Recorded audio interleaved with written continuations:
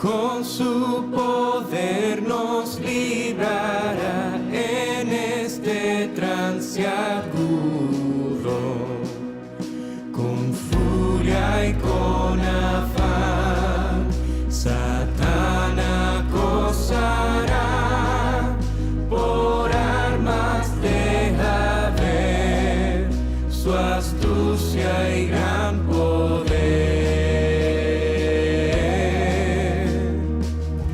Cual él no hay en la tierra.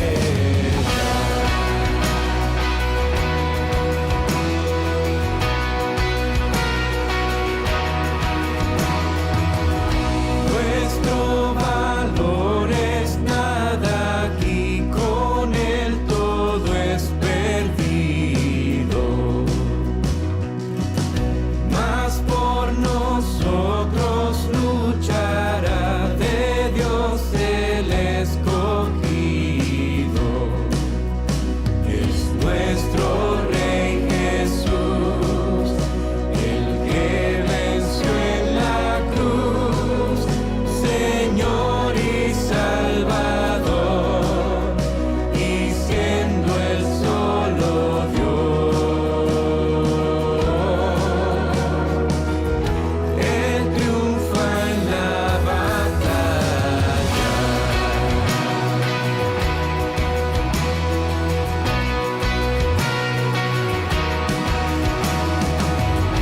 Aunque estén demonios mil prontos a devorarnos, no temeremos, porque Dios sabrá cómo ampararnos.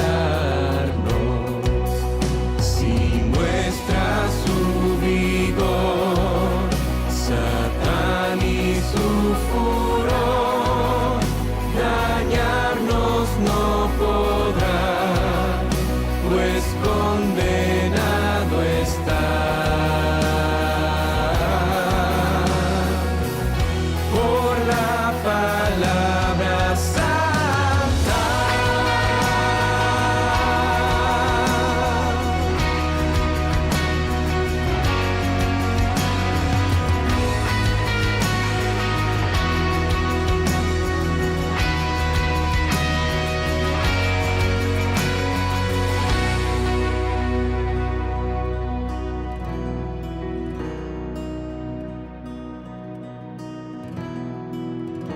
Esa palabra del Señor que el mundo no apetece,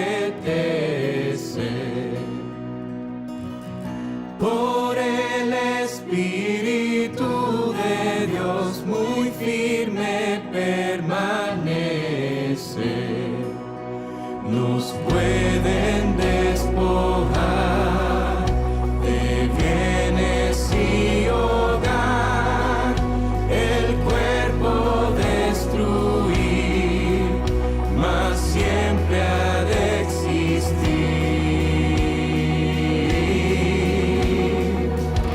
De Dios el reino eterno.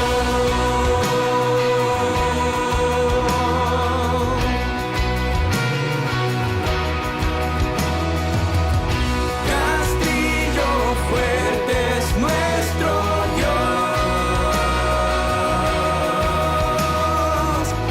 Castillo fuerte es nuestro Dios.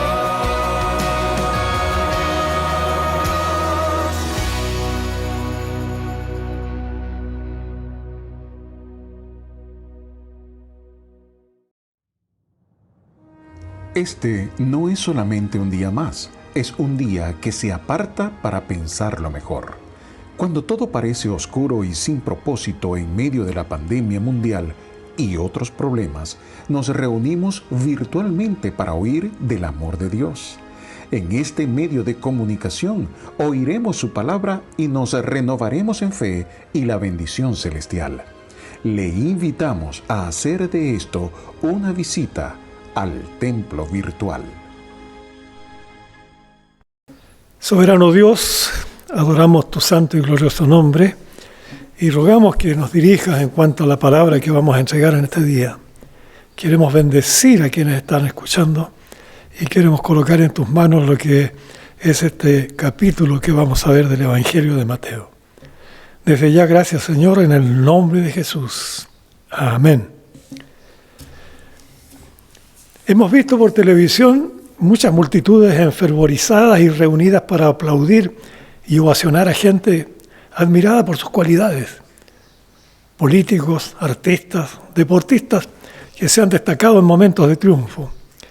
La mayoría de estos entusiasmos han sido circunstancias ocasionales que se recuerdan por quienes las han vivido, pero se van diluyendo y van dando paso también a otras cosas.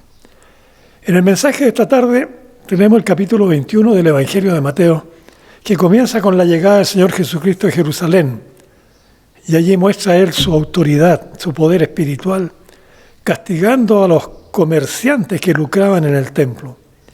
Y luego de esto, su controversia con los ancianos y sacerdotes, y dos de sus parábolas que esta gente tuvo que escucharle. Recordemos lo predicado el domingo pasado por el hermano Nelson, que nos habló sobre los obreros de la viña, informando nuevamente que sería martirizado y que iba a morir allí en Jerusalén. También allí estaba la pretendida intención de cargos de importancia para el grupo y el milagro de dar vista a 2 ciegos.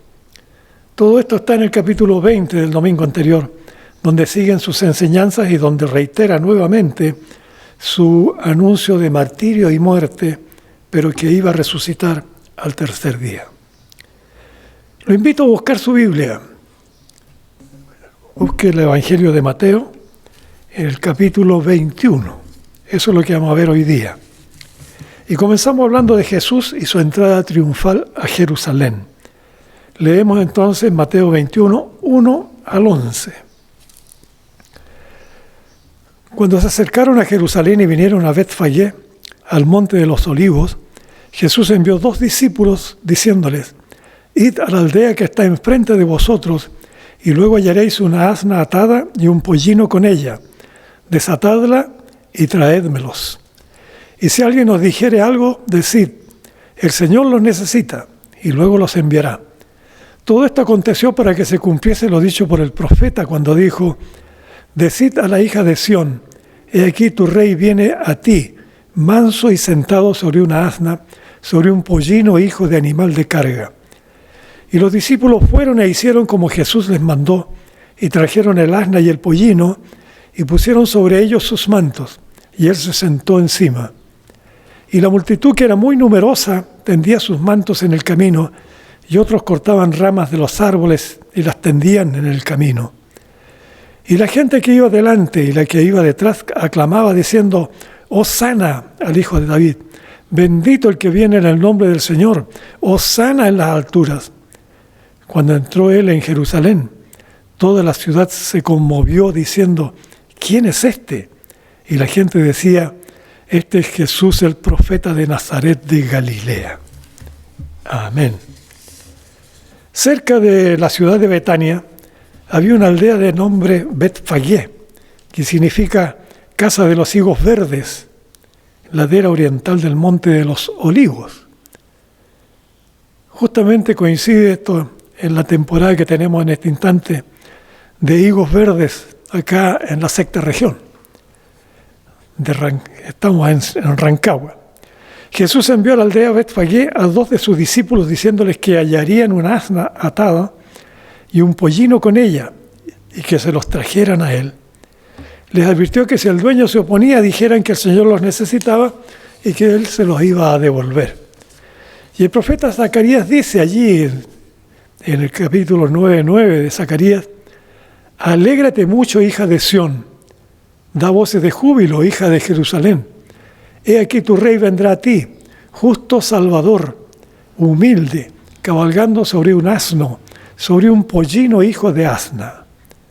El Señor Jesús se identificó como ese rey llegando a Jerusalén que mencionó Zacarías. La profecía de Zacarías se cumplió, habiendo pasado ya 500 años. El Señor fue recibido en gloria por el pueblo de Jerusalén, Pero ese pueblo no perseveró y terminó por herir y matar a Jesús. Las consecuencias empeoraron y en el año 70 después de Cristo, el general romano Tito destruyó el templo. Y sabemos todos, ¿no es cierto?, las desventuras que siguió sufriendo el pueblo de Israel. La profecía máxima del pueblo de Dios vendrá cuando Cristo regrese en su segunda venida. Tenemos que estar preparados. Se acerca el tiempo de su venida a buscar a su iglesia. Es la profecía de Jesús la que se cumplirá sin falta.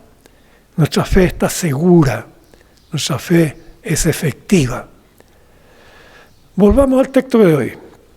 Los discípulos que envió el Señor obedecieron y trajeron el asna y el pollino. Pusieron mantos sobre los animales y Jesús se sentó sobre el pollino. La comitiva se inició y llegó a Jerusalén y mucha gente se congregó siguiéndolos.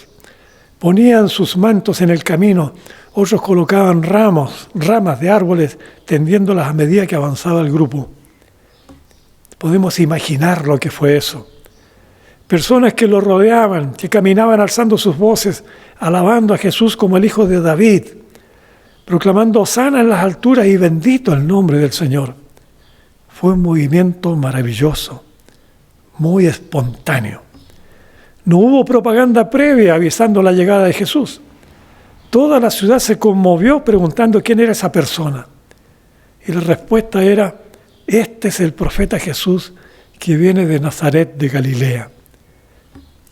Esto en realidad es muy, muy extraordinario. Allí estaba la divinidad de Jesús en plena presencia. Hay mucho más que podríamos decir respecto a lo que fue esta aparición del Hijo de Dios en Jerusalén. Más aún sabiendo que esa misma gente gritaba neciamente días posteriores, asusado por los fariseos, los saduceos y los escribas, que demolieron el cuerpo de Jesús con el peor sufrimiento, clavándolo en la cruz, quitándole la vida. Ese ingreso triunfal versus el sacrificio mortal. Ambas escenas propias del más contradictorio juicio que el ser humano ha tenido siempre. La exaltación del fervor que levanta los mejores anhelos, pero que se derrumba por la oscura intervención del maligno que corrompe, que maldice, que hace caer a la gente a la condenación eterna. Sigamos ahora limpiando la casa de Dios. Mateo 21, 12 al 17. Purificación del templo. Y entró Jesús en el templo de Dios y echó fuera a todos los que vendían y compraban en el templo, y volcó las mesas de los cambistas y las sillas de los que vendían palomas, y les dijo: escrito está, mi casa, casa de oración será llamada, mas vosotros la habéis hecho cueva de ladrones. Y vinieron a él en el templo ciegos y cojos, y los sanó. Pero los principales sacerdotes y los escribas, viendo las maravillas que hacían, y a los muchachos aclamando en el templo y diciendo: hosana al Hijo de David, se indignaron y le dijeron: ¿oyes lo que estos dicen? Y Jesús les dijo: sí, ¿nunca leísteis de la boca de los niños y de los que maman perfeccionasteis la alabanza? Y dejándolos, salió fuera de la ciudad a Betania y posó allí. Fue un día especial. Jesús llegó de Betfagé a Jerusalén y entró al templo de Dios. De la gloria en el camino al templo a adorar, a bendecir al Señor. Pero en el templo no estaba esa actitud espiritual.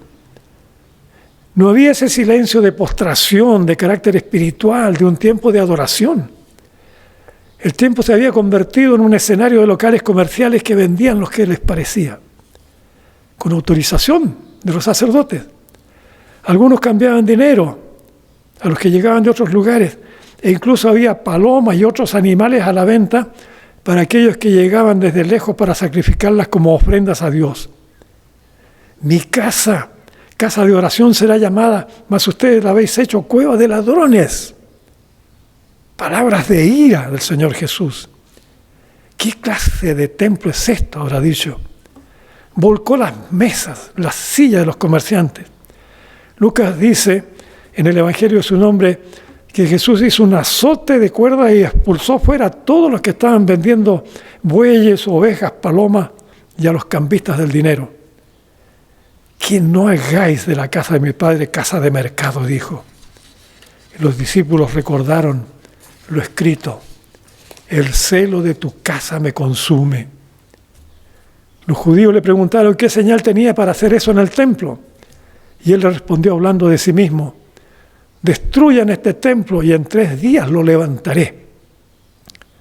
Fue algo que recordaron los discípulos después, como dice Lucas 2, de 16-22. Y de ahí leo: creyendo la Escritura y la palabra que Jesús les había dicho. Hermanos amados, esto no es solo historia bíblica, es una realidad moderna que la Biblia nos señala a nosotros, porque somos especialmente responsables de lo que significa el templo. Por algo se llama casa de Dios, es lugar a respetar, a consagrar por el pueblo cristiano. No es un recinto más para usar de maneras impropias. Es mucho más allá de cantar y rogar asuntos de oración. Nosotros no somos el centro de la fe. La fe tiene que ser el centro de nuestra vida. La vida bajo el señorío del Señor. La autoridad de Dios que está por sobre todo lo que existe. Esto es lo que predicamos y enseñamos. Al templo vamos con lo mejor que podemos. No con lujos ostentosos, pero dignos, en limpieza, en orden. Cuando vamos al estadio o al cine vamos como nos place. Pero en el templo no corresponde llegar en short o vestidos transparentes, porque no vamos a lucir figuras personales, ni joyas tampoco en el templo. Al que tenemos que adorar es el Señor de la vida. No somos más importantes que el Omnipotente. El Señor Jesús dejó limpio el templo y sanó a ciegos y cojos. Pero los sacerdotes y escribas se indignaron cuando oyeron a los jóvenes cantando «Hosana al Hijo de David». Jesús les dijo que no miraran en menos a los chicos y les recordó el Salmo 8:2. De la boca de los niños y de los que maman perfeccionaste la alabanza. Es hermoso oír a los niños cuando cantan.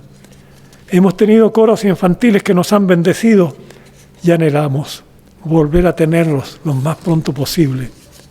Y así Jesús finalizó ese día yendo a Betania para posar allí. En Betania vivían Lázaro y sus hermanas, Marta y María. Seguramente pernoctó en casa de ellos en esa ocasión. Sigamos. Capítulo 21 de Mateo, versículos 18 al 22 ahora. La higuera seca y la autoridad de Jesús. Por la mañana, volviendo a la ciudad, tuvo hambre.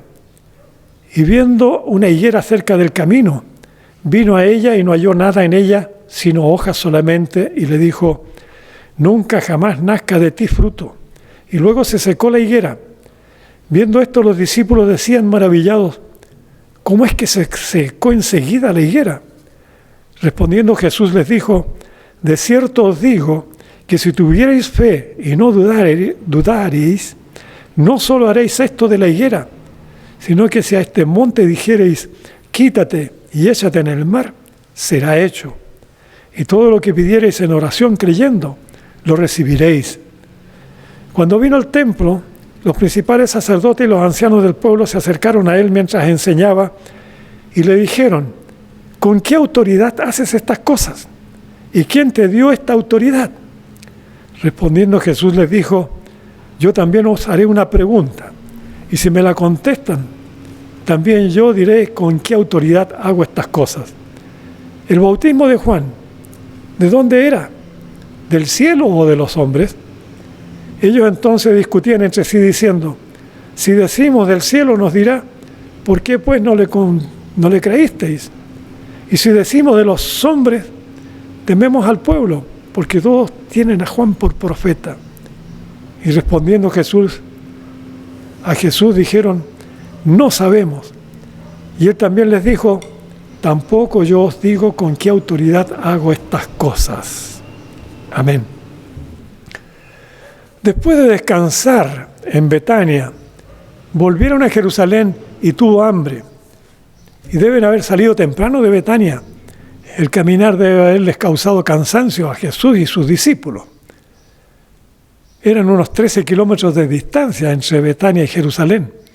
Y no se menciona allí ni algún pollino movilizándolo.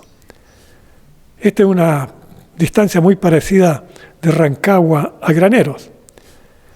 La higuera era un árbol típico de Judá.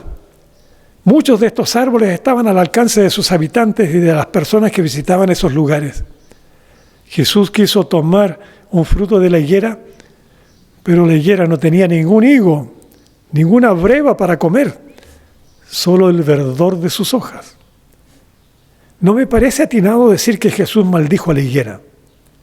Da la impresión de ver a Jesús de mal humor, enojado por no encontrar frutos para comer. Leemos allí que Jesús castigó a la higuera diciendo que no daría nunca más frutos, solo hojas, y que inmediatamente se secó. El subtítulo de este breve pasaje de la higuera fue escrito por editores modernos. El subtítulo, no el texto. Creo que no fue una maldición, como se escribió allí en este texto de Mateo y Marcos, porque en el texto no se menciona ninguna maldición. Es solamente ese subtítulo que se colocó allí. Jesús enseñaba a sus discípulos en todo momento, y viendo que ellos se sorprendieron maravillados por la sequía inmediata de la higuera, les dijo que ellos podrían hacer lo que Él hizo, si tuvieran fe, si no dudaran. Y agregó que la fe verdadera puede mover los montes y se ordenara al monte, quítate y échate en el mar, y será hecho.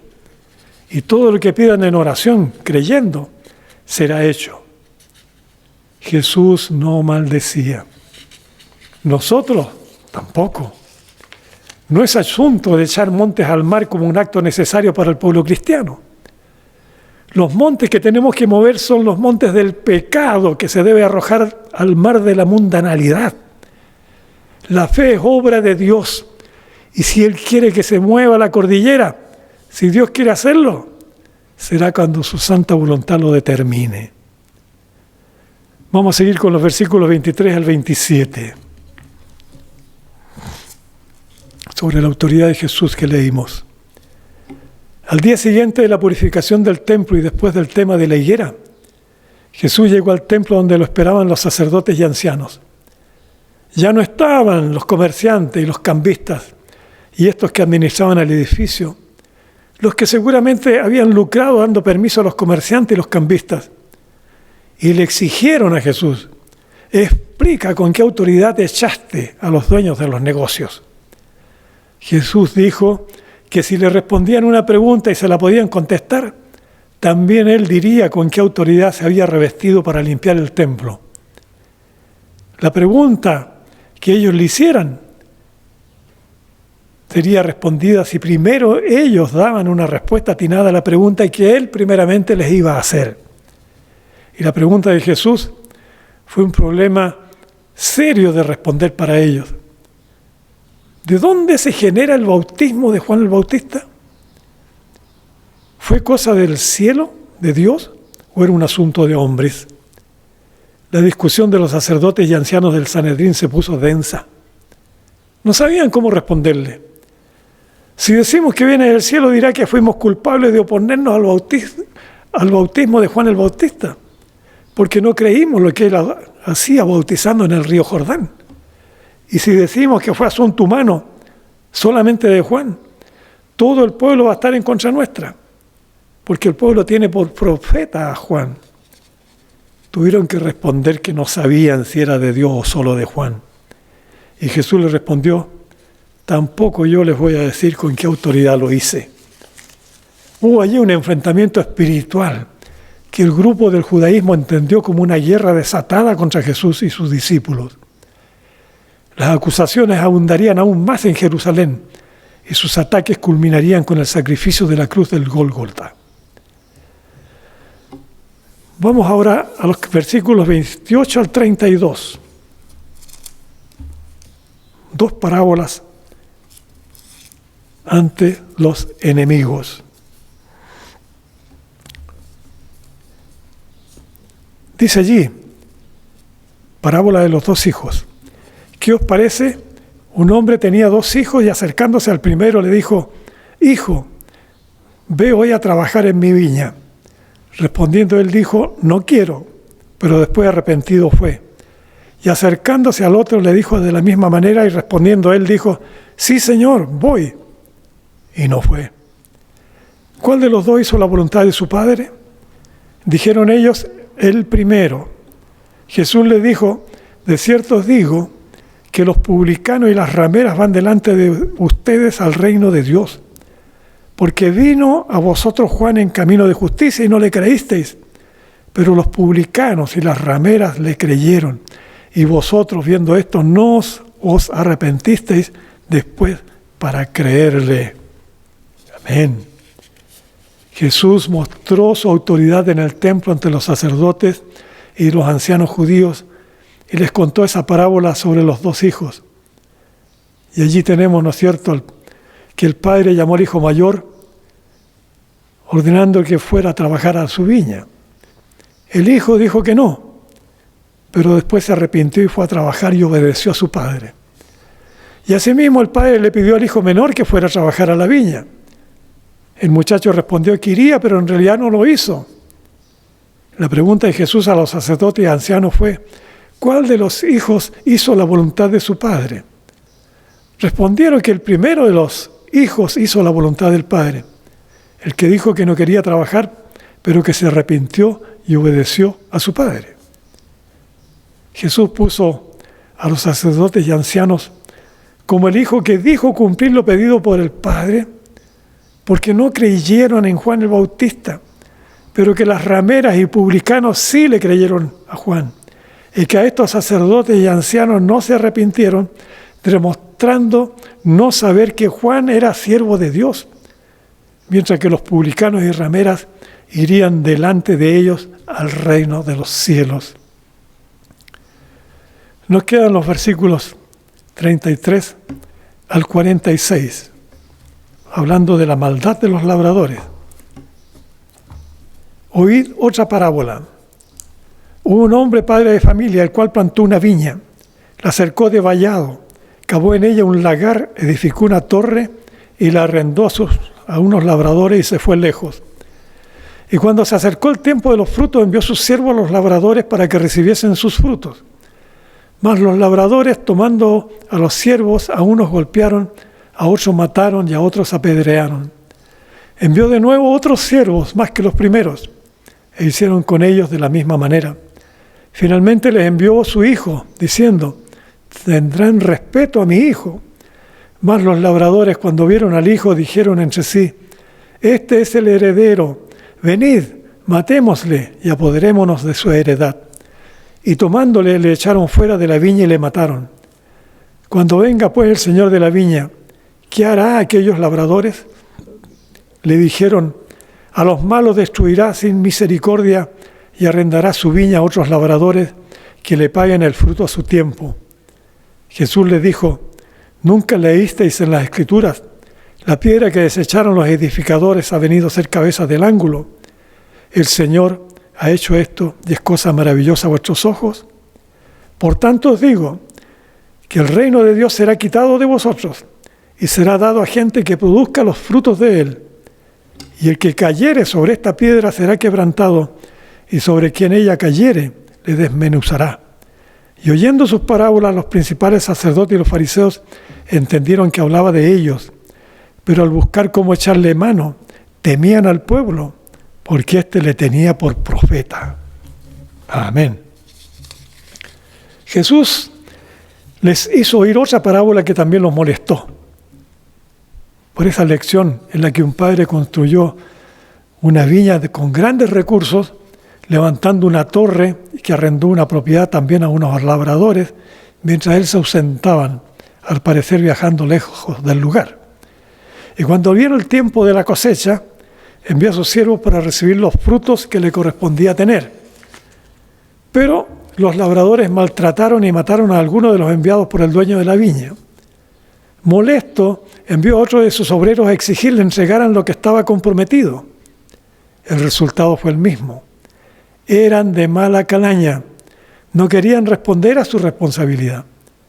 El dueño de la viña decidió enviar a su hijo pensando que lo respetarían, pero los malvados labradores lo echaron de la viña y lo mataron. Jesús le preguntó a los sacerdotes y ancianos, ¿qué castigo le daría el dueño de la viña? Y ellos respondieron, no habrá misericordia para esa gente. El dueño arrendará su viña a otros labradores que pagarán lo que es justo. Los sacerdotes y ancianos estaban oyendo lo que no querían oír. Y Jesús les recordó el Salmo 118, 22, 23. La piedra que desecharon los edificadores ha venido a ser cabeza del ángulo. El Señor ha hecho esto y es cosa maravillosa a nuestros ojos. Y esto significa que el reino de Dios será quitado de vosotros y será dado a gente que produzca los frutos de él. La furia contenida de los administradores del templo se acumulaba. Sabían que esas parábolas eran para demostrar que no estaban en el camino de Dios, pero no pudieron hacerle nada en ese momento, porque el pueblo seguía a Jesús como profeta de Dios. Si lo hubieran maltratado, corrían peligro de ser atacados por la gente que se había maravillado con las señales y milagros que veían en él. La ceguera espiritual sigue engañando a los que creen ser cristianos modernos. La Biblia señala los mandamientos y enseñanzas que Dios estableció. No hay modificaciones que transgredan la ley de los cielos. Cada día estamos viendo leyes que los gobiernos del mundo acuerdan para captar adeptos y votos. Son generaciones humanas que se carcomen en gangrena mortal, en inmoralidad nefasta.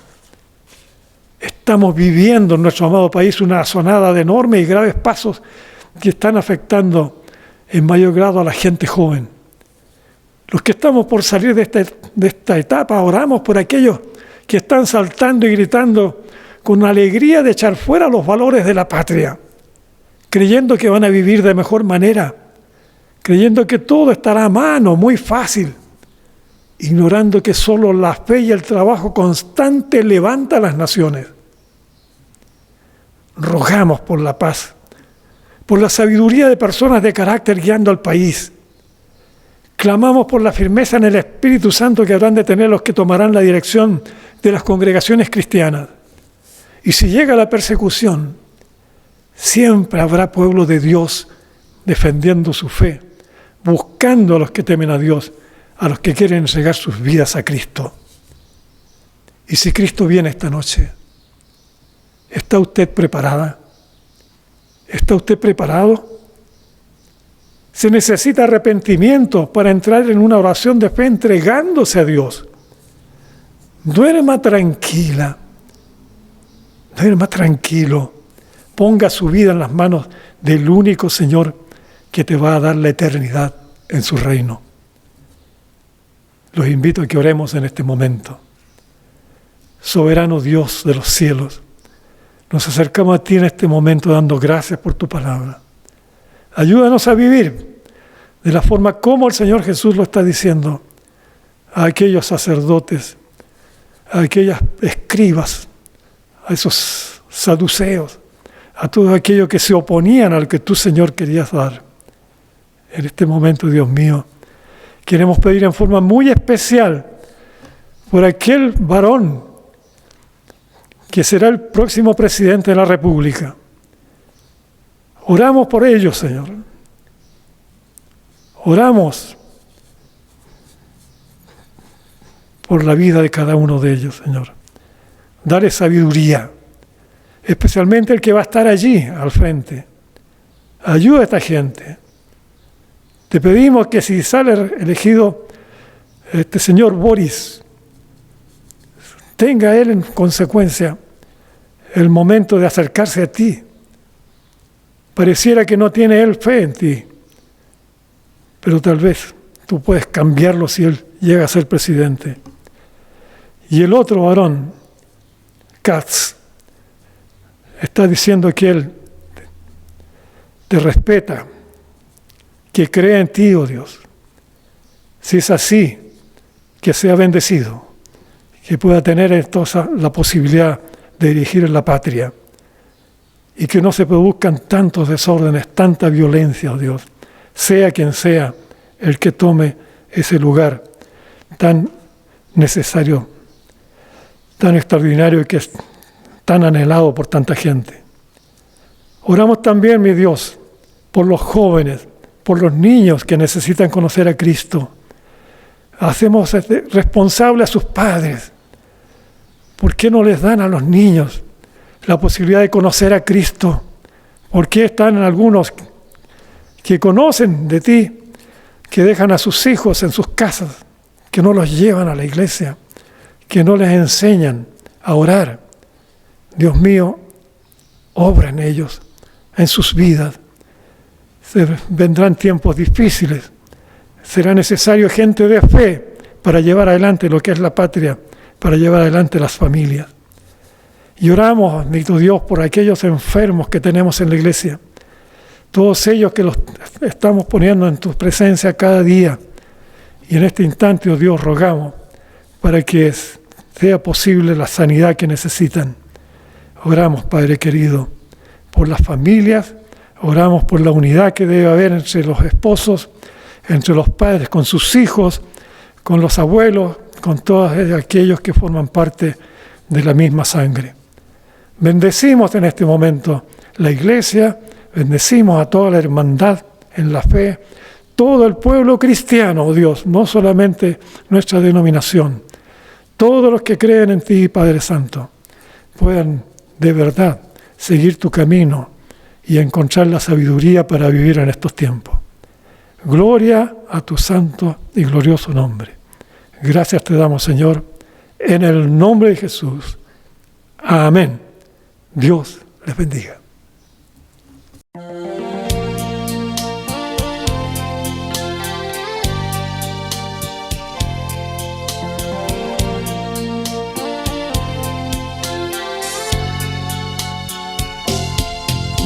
cansado estoy, mas tengo que seguir hasta que Cristo